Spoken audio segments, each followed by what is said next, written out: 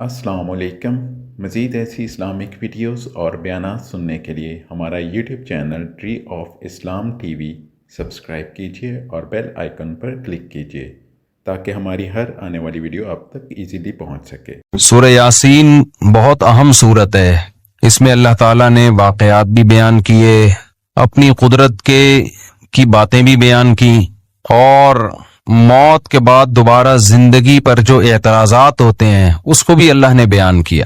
قرآن الحم سے لے کے والناس تک ایک ہی بات سمجھاتا ہے، ہم آزاد نہیں ہیں، ہم کسی کے غلام ہیں۔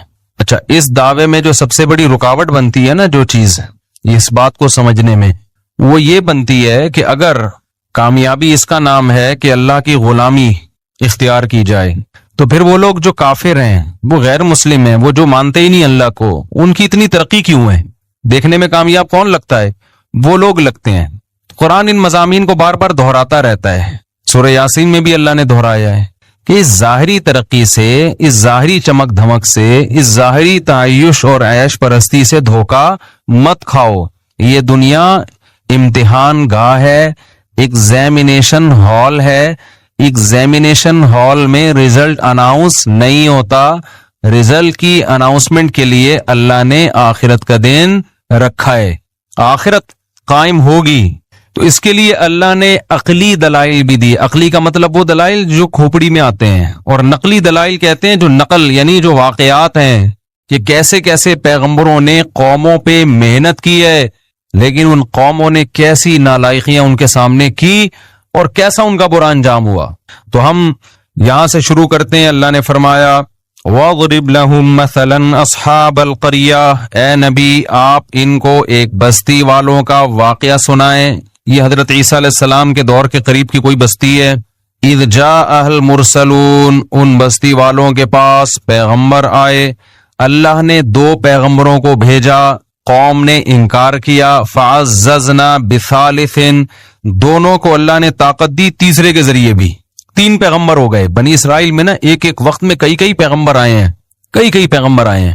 فَقَالُوا إِنَّا إِلَيْكُمْ مُرْسَلُونَ، کہنے لگے ہمیں کس کی؟ تمہاری طرف۔ ان پیغمبروں نے ان کو کیا کہا؟ وہ جواب میں کہنے لگے مَا أَنْتُمْ إِلَّا بَشَرٌ مِثْلُنَا، تم تو ہماری طرح کے انسان ہو۔ میں بار بار کہتا ہوں، جتنے بھی اہل اللہ گزرے ہیں، جتنے بھی پیغمبر گزرے ہیں، جو سچی مچی کے اللہ والے تھے نا، سب کو یہی تانے دیے گئے کہ آپ ہماری طرح کے انسان، آپ کھاتے ہیں، آپ نارمل لائف گزارتے ہیں، آپ سوتے ہیں، صبح اٹھتے ہیں اور پراٹھے کھا رہے ہیں، ٹھیک ہے نا، انڈوں پہ مرغی کو بٹھا کیوں رہے ہیں، آپ سوئمنگ کیوں کر رہے ہیں؟ تو بار بار بزرگی کا یہ تصور کہ وہ عجیب سی مخلوق بن کے انسان گھومنا شروع کر دے، پتہ ہی نہیں چلے یہ مریخ سے آیا ہے یا اسی زمین کی پیداوار ہے۔ ایسے پیر و مرشد میں نے دیکھے ہیں، اللہ کی پناہ، جس جگہ بیٹھے ہیں کئی سالوں سے وہیں بیٹھے ہوئے ہیں۔ پولیس آ کے اٹھاتی ہے، تھوڑا سا ہل لو، اب ان کے وقار کے خلاف ہے چلنا۔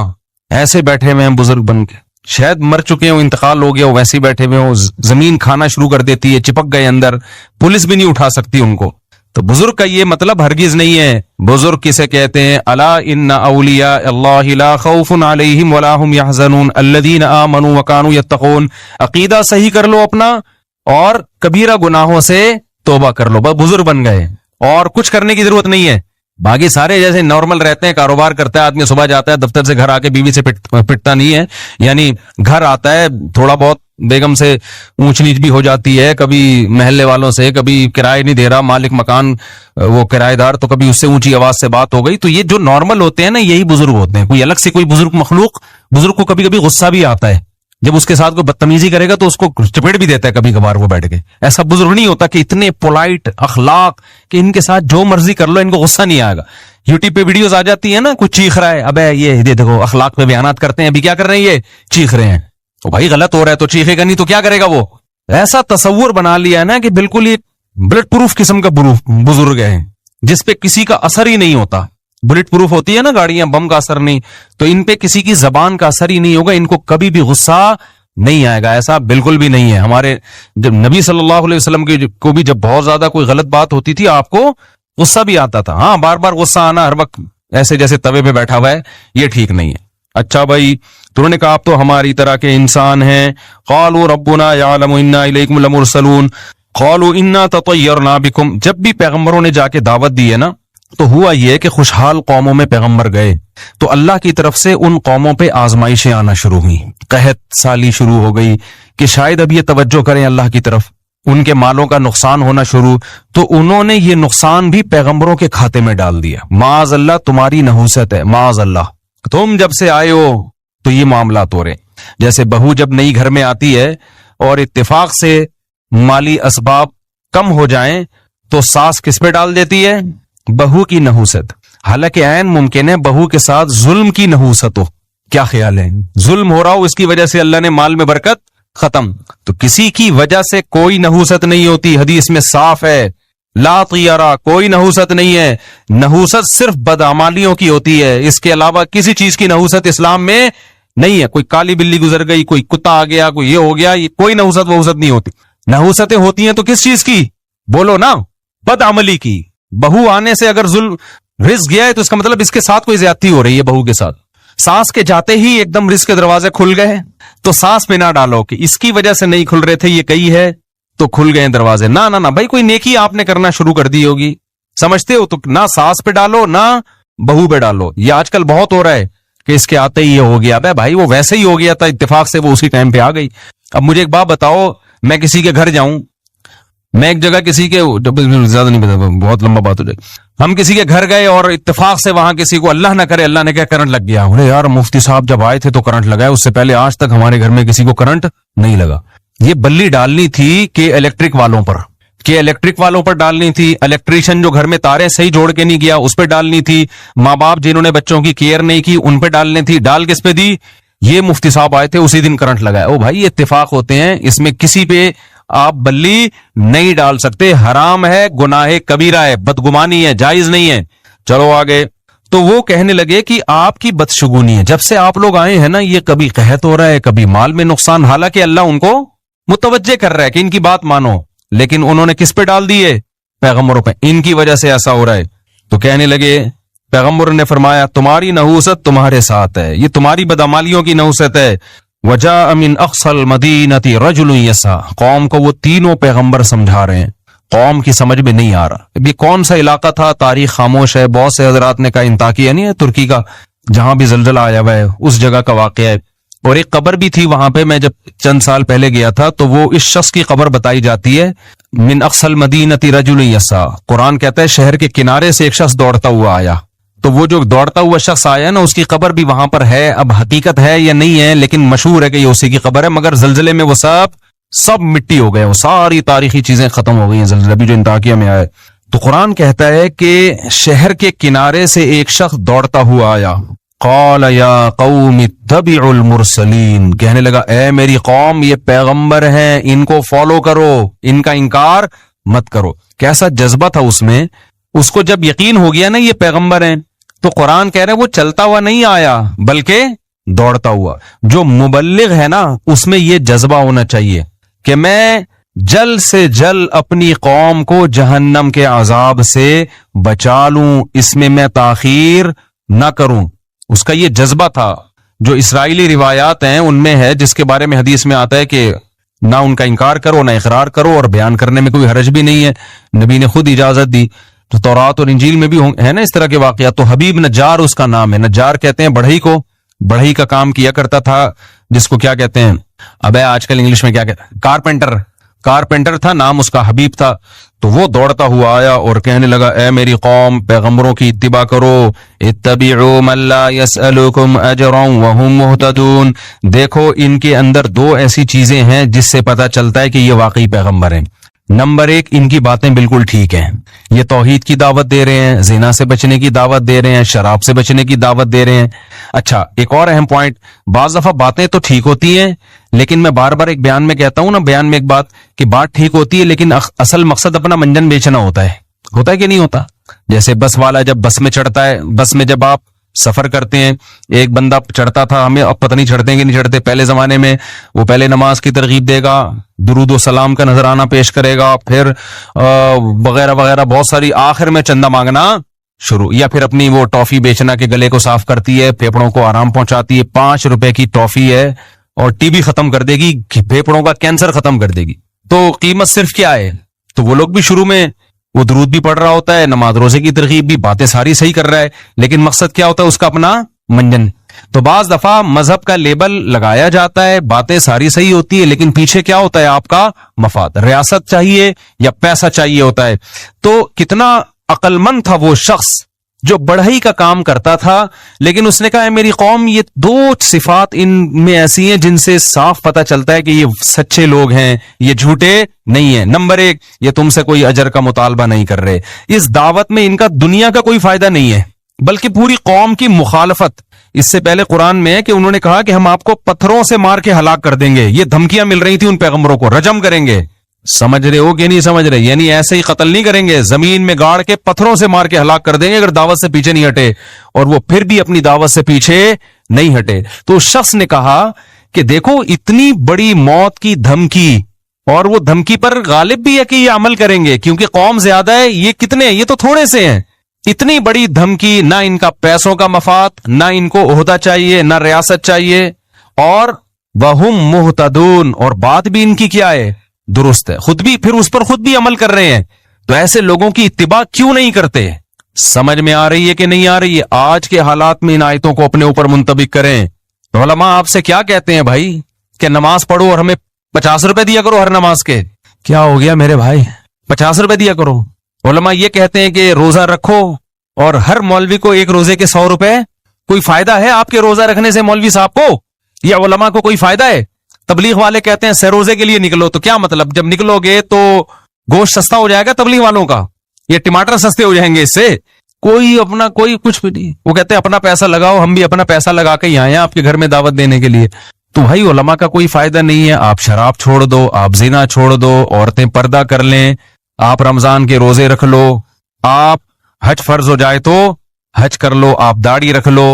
علماء کا اس میں کوئی فائدہ نہیں ہے, تو پھر کیوں فالو نہ کیا جائے؟ تو شخص نے آگے کہا وَمَا لِيَ لَا أَعْبُدُ الَّذِي فَطَرَنِي, مجھے کیا ہو گیا کہ میں اس خدا کی عبادت نہ کروں جس نے مجھے پیدا کیا. یہ پیغمبر اپنی عبادت پہ تھوڑی ہمیں لے کر آ رہے ہیں. ایک ایک لفظ جو ہے نا سمجھنے کا ہے اس سورہ یاسین کا.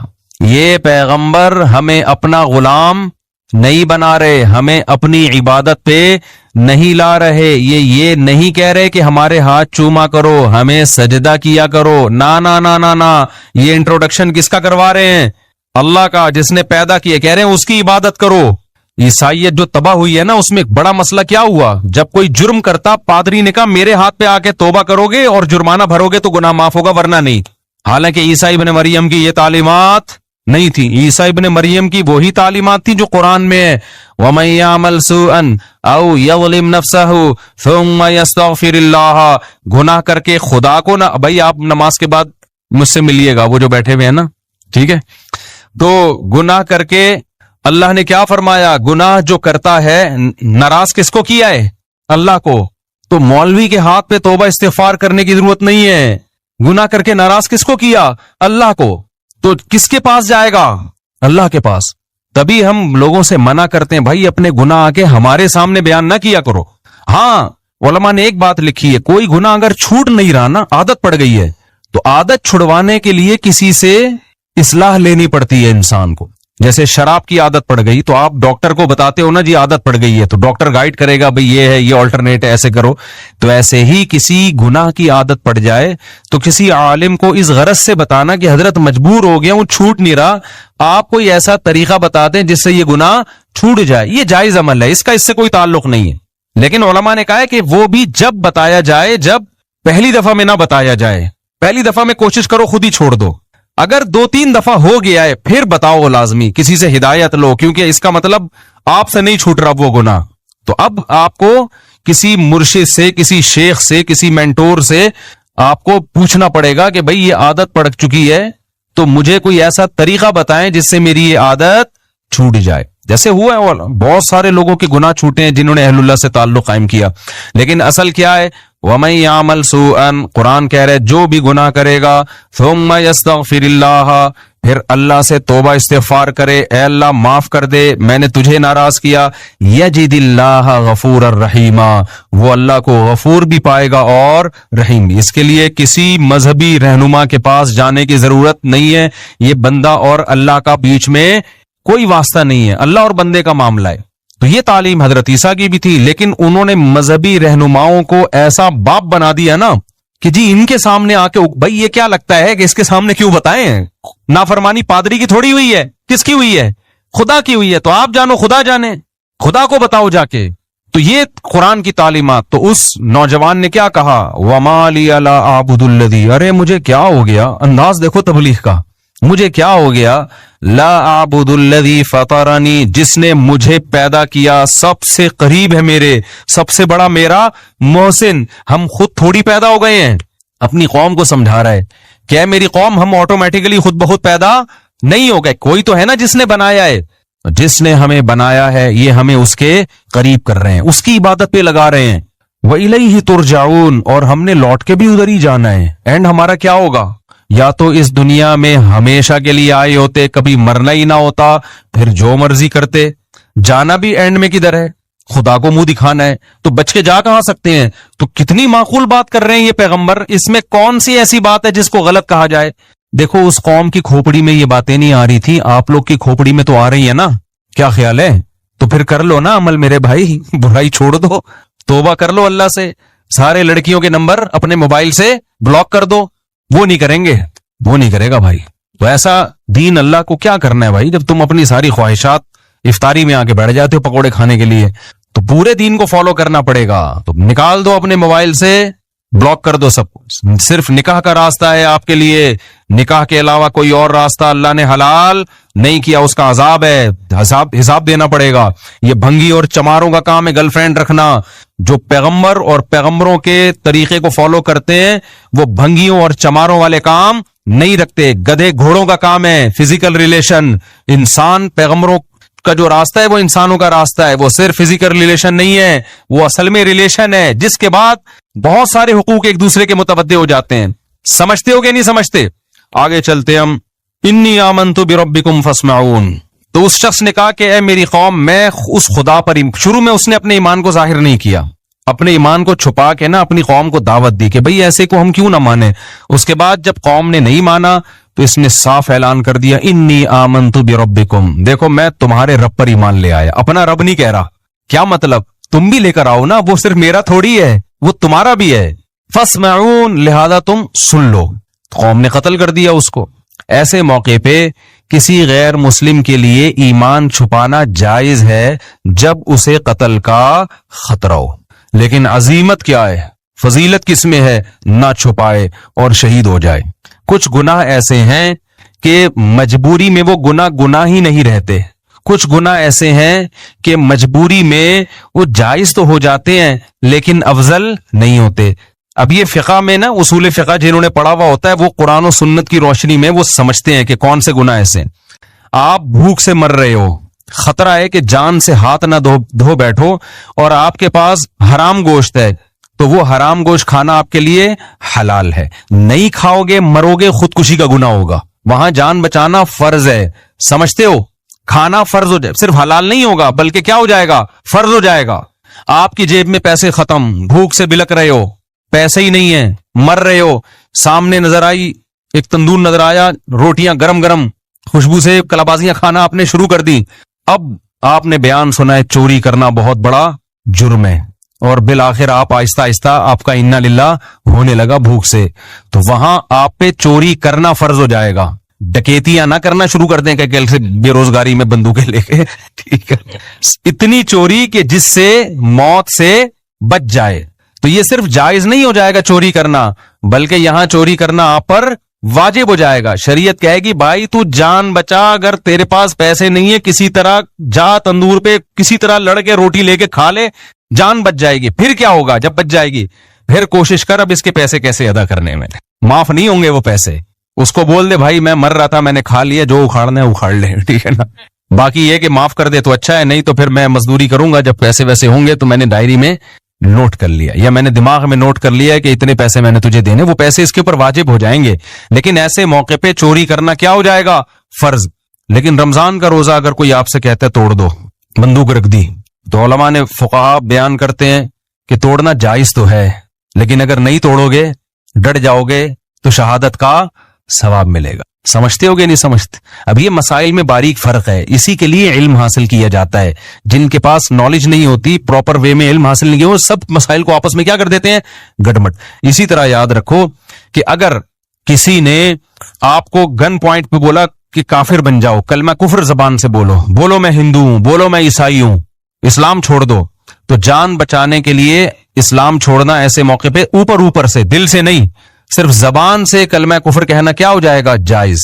ایسے موقع پہ گناہ نہیں ملے گا۔ لیکن آپ اگر ڈٹ گئے کہ نہیں بھائی میں لا الہ الا اللہ کا قائل ہوں، میں اپنے آپ کو ہندو کسی قیمت پہ نہیں کہوں گا، میں عیسائی نہیں کہوں گا، میں توحید پرست مسلمان ہوں، جو اکھاڑنے اکھاڑ لے، اور اس نے مار دیا، تو خودکشی کا گناہ نہیں ہوگا، بلکہ کیا ہوگا؟ بہت بڑی شہادت۔ تو اس کو کہتے ہیں عزیمت۔ عزیمت یہی ہے کہ ڈٹ جائے۔ تو اسی طرح کوئی ہندو مسلمان ہوتا ہے، عیسائی مسلمان ہوتا ہے، اس کو خطرہ ہے بہت زیادہ ماریں گے، قتل کر دیں گے، تو اس کے لیے جائز ہے کہ زبان سے اقرار نہ کرے، دل میں مسلمان ہو جائے، اللہ بخشیں گے قیامت کے دن، اس کو ایمان والوں میں شامل کریں گے۔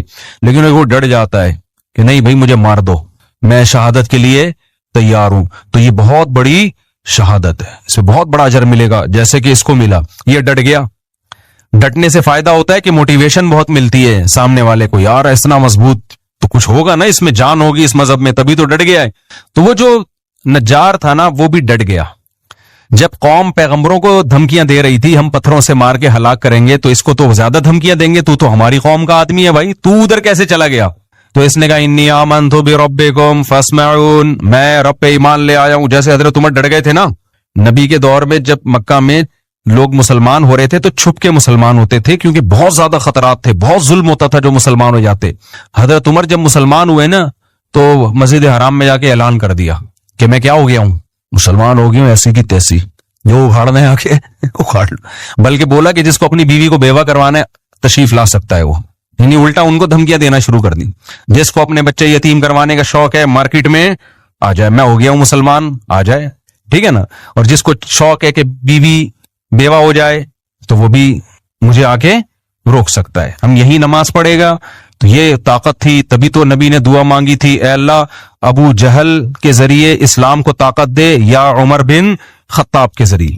اللہ کو عمر بن خطاب پسند تھے، تو اللہ نے کس کے ذریعے طاقت دے دی؟ عمر بن خطاب، اور ایسی پھر حکومت قائم کی، اب 22 لاکھ مربع میل پر۔ حضرت عمر کے دور میں کوئی سیاسی اختلاف بھی نہیں ہوا ہے، خاندانی حکومت ہوئی ہے کس کے دور میں؟ عمر کے دور میں۔ کوئی سر اٹھا کے حضرت عمر کس قدر اللہ کا خوف تھا۔ دیکھو بیماری میں جب شہادت کا وقت تھا نا، اس وقت ایک نوجوان عیادت کے لیے آیا، اس کا ازار ٹخنوں سے نیچے تھا، جانے لگا تو حضرت عمر نے اس وقت بلایا، بولے اس ازار کو کیا کرو؟ اوپر کرو۔ اس وقت بھی نہیں علی المنکر چھوڑا نہیں ہے کہ جو موقع ملا تبلیغ کا وہ کر دو۔ تو یہ لوگ تھے جو اللہ کی رضا میں فنا ہو چکے تھے۔ چلو ہم آگے چلتے ہیں۔ تو اس نے کہا بھائی انی آمنت بربکم فاسمعون، میں ایمان لے آیا۔ آگے قرآن کی بلاغت ہے، قیل ادخل الجنہ، اللہ کہتے ہیں ہم نے کہا داخل ہو جا جنت۔ حالانکہ قرآن کو یوں بیان کرنا چاہیے تھا کہ وہ ایمان لے آیا، لوگوں نے پکڑا، اس کو دھمکیاں دی، اس نے کہا نہیں میں اپنے دین پہ قائم رہوں گا، لوگوں نے قتل کر دیا، جب قتل کر دیا تو اس کو قبر میں رکھا گیا، پھر جب قبر میں رکھا گیا تو حساب و کتاب ہوا، پھر حساب و کتاب میں پاس ہو گیا، جب پاس ہو گیا تو اللہ نے کہا چل اس قبر کو ہم تیرے لیے کیا بنا دیتے ہیں؟ جنت، اور جنت میں داخل ہو جا۔ سمجھ میں آ رہی ہے بات؟ قرآن سارے واقعات کو بیچ میں کیا کرتا ہے؟ حذف کر دی قرآن نے سارے واقعات۔ کیوں؟ جب اس نے کہا نا آمنت بربکم فاسمعون، اے لوگوں میں ایمان لے آیا، قرآن کہتا ہے جنت میں داخل۔ کیا مطلب؟ فوراً شہید کر دیا گیا، اور ادھر آنکھ بند ہوئی ہے، ادھر جنت کے دروازے اس کے لیے کھل گئے۔ اس سے پتا چلا کہ ادھر اور ادھر میں زیادہ ڈسٹینس نیک لوگوں کے لیے زیادہ ڈسٹینس نہیں ہے۔ اب سوال پیدا ہوتا ہے بھئی حساب تو ہوتا ہے نا؟ دیکھو یہاں جنت سے مراد وہ جنت نہیں ہے جو آخرت میں ملے گی، کیونکہ آخرت تو ابھی قائم ہی نہیں ہوئی نا۔ بھئی کیا ہو گیا؟ میں پاگل بیٹھا ہوں سمجھ میں آ رہی ہے بات؟ وہ جنت نہیں ہے، کیونکہ قیلا کا مطلب اس سے کہہ دیا گیا کہ جنت میں داخل ہو جا، حالانکہ ابھی داخل ہوا نہیں ہے۔ اور آگے اس کے جو الفاظ تھے وہ بھی قرآن بیان کر رہا ہے کہ جیسے ہی اس کو حکم ہوا جنت میں داخل ہو جا، اس نے کیا کہا؟ اس نے کہا کہ یا لیت قومی یعلمون، ہائے کاش میری قوم یہ منظر اپنی آنکھوں سے دیکھ لے، بما غفر لی ربی، میرے رب نے میری خطاؤں کو کیسا معاف کیا، وجعلنی من المکرمین، اور کیسا مجھے پروٹوکول مل رہا ہے یہاں پہ، تھوڑا سا فاصلے آنکھ کھلنے اور آنکھ بند ہونے کا، کاش اس جہان میں میری قوم جھانک کے دیکھ لے۔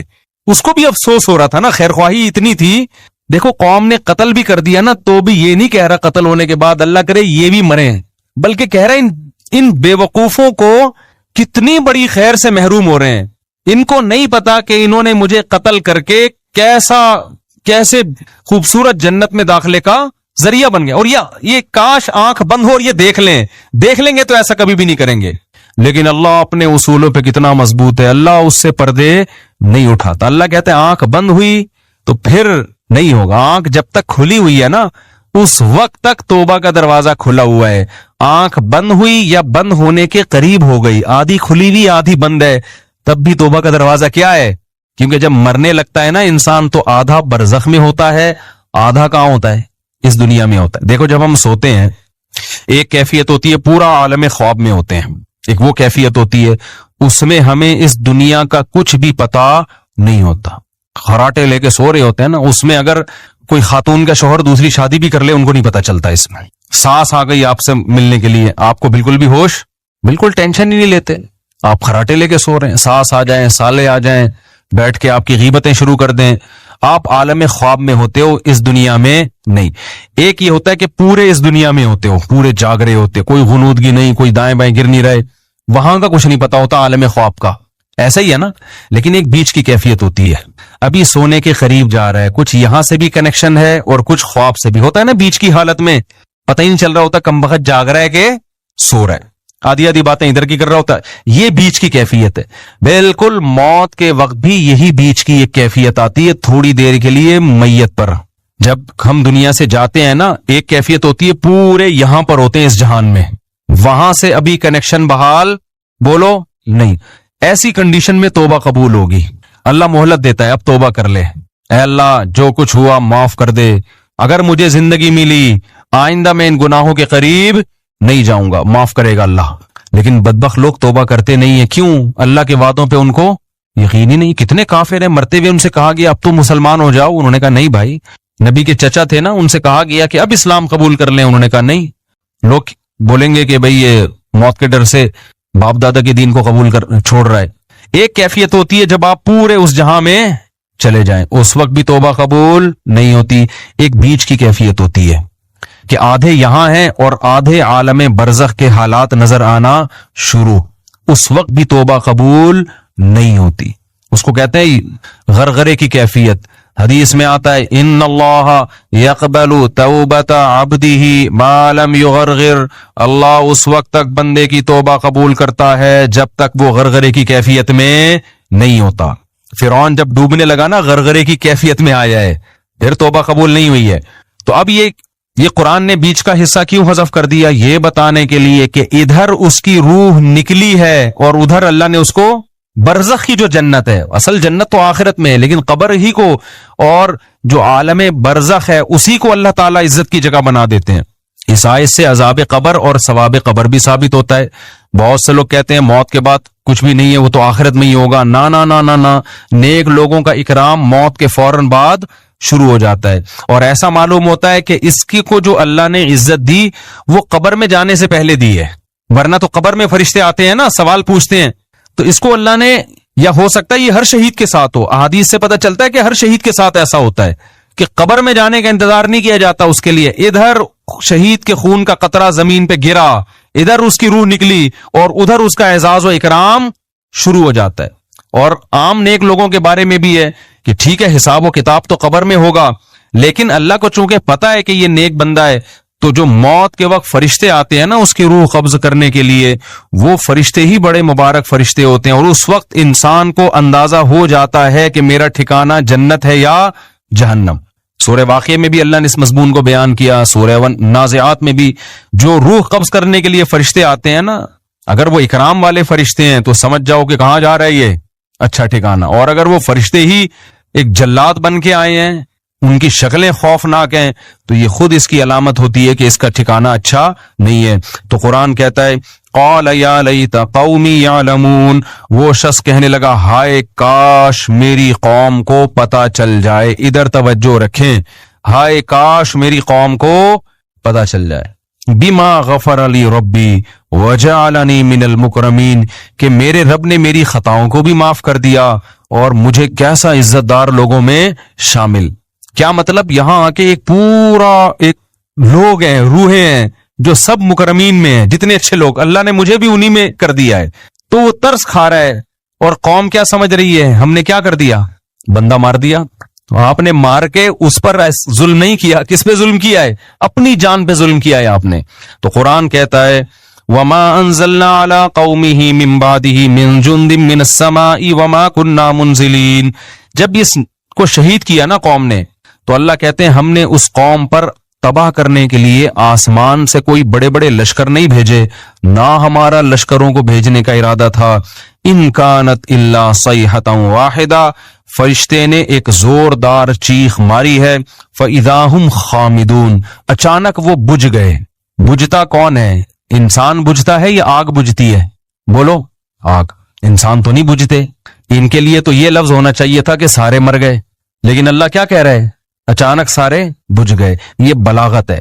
آگ پہلے بڑے شعلے مار رہی ہوتی ہے، ایسا لگتا ہے کہ تباہ کر دے گی سب کو، پانی ڈالو تو ایسی غائب ہوتی ہے جیسے اس کا نام و نشان تھا ہی نہیں۔ تو یہ بڑی طاقتور قوم تھے، بڑی باتیں کرتے تھے، ہم یہ ہیں، ہمارا یہ بزنس، ہماری یہ ترقی، ہماری یہ بلڈنگیں، ہمارے یہ جائیدادیں، ہمارا یہ کلچر، اور بڑی بڑی باتیں کی، اور اللہ نے ایک آواز دی ہے ایسے جیسے آگ کے اوپر آپ نے کیا کر دیا؟ پانی، اور سارے غائب ہو گئے، سارے مر گئے، سب طاقت اور قوت کیا ہو گئی؟ ختم۔